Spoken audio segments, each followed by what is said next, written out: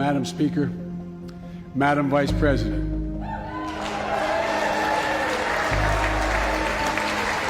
No president has ever said those words from this podium. No president has ever said those words. And it's about time. Good guys and women on Wall Street, but Wall Street didn't build this country. The middle class built the country. And unions built the middle class. So that's why I'm calling on Congress to pass Protect the Right to Organize Act, the PRO Act, and send it to my desk so we can support the right to unionize. And by the way, while you're thinking about sending things to my desk, let's raise the minimum wage to $15. No one working 40 hours a week, no one working 40 hours a week should live below the poverty line. We need to ensure greater equity and opportunity for women. And while we're doing this, let's get the Paycheck Fairness Act to my desk as well. Equal pay. They spent much too long. And if you wonder whether it's too long, look behind me. I will not impose any tax increase on people making less than $400,000. But it's time for corporate America and the wealthiest 1% of Americans to just begin to pay their fair share. Just their fair share.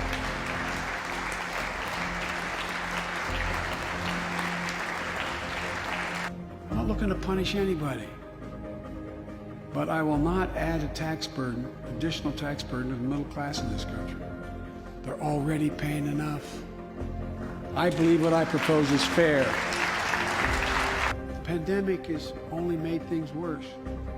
20 million Americans lost their job in the pandemic, working and middle class Americans.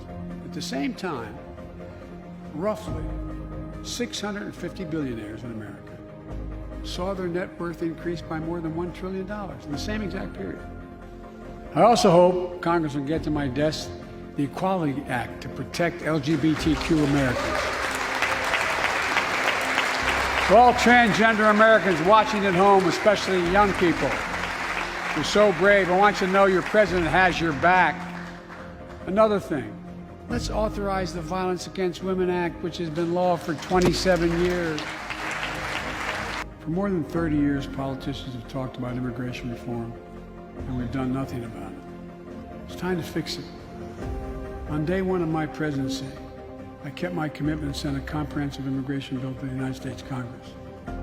If you believe we need to secure the border, pass it because it has a lot of money for high-tech border security. If you believe in a pathway to citizenship, pass it. There's over 11 million undocumented folks, the vast majority of here overstaying visas. Pass it. We also have to get at the root problem of why people are fleeing, particularly to our southern border from Guatemala, Honduras, and El Salvador. The violence, the corruption, the gangs, the political instability, hunger, hurricanes, earthquakes, natural disasters. When I was vice president, the president asked me to focus on providing help needed to address the root causes of migration and to help keep people in their own countries instead of being forced to leave. The plan was working, but the last administration decided it was not worth it. I'm restoring the program and asked Vice President Harris to lead our diplomatic effort to take care of this. I have absolute confidence she'll get the job done. Now look, if you don't like my plan, let's at least pass what we all agree on. Congress needs to pass legislation this year to finally secure protection for dreamers. The young people have only known America as their home. And permanent protection for immigrants who are here on temporary protective status who came from countries beset by man-made and natural-made violence and disaster, as well as a pathway to citizenship for foreign workers who put food on our tables. Look, immigrants have done so much for America during this pandemic. and throughout our history. The country supports immigration reform. We should act. Let's argue over it. Let's debate it. Let's act.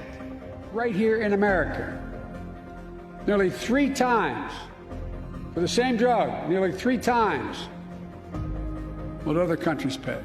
We have to change that, and we can. Let's do what we talked about for all the years I was down here in this body, in Congress. Let's give Medicare the power to save hundreds of billions of dollars by negotiating lower drug prescription prices.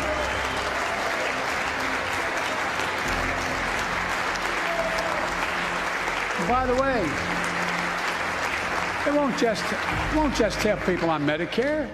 Lower prescription drug costs for everyone. And the money we save, which is billions of dollars, can go to strengthen the Affordable Care Act and expand Medicare coverage benefits without costing taxpayers an additional penny. It's within our power to do it. Let's do it now.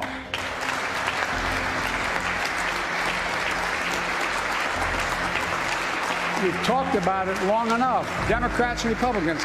Let's get it done this year. This is all about a simple premise. Health care should be a right, not a privilege in America.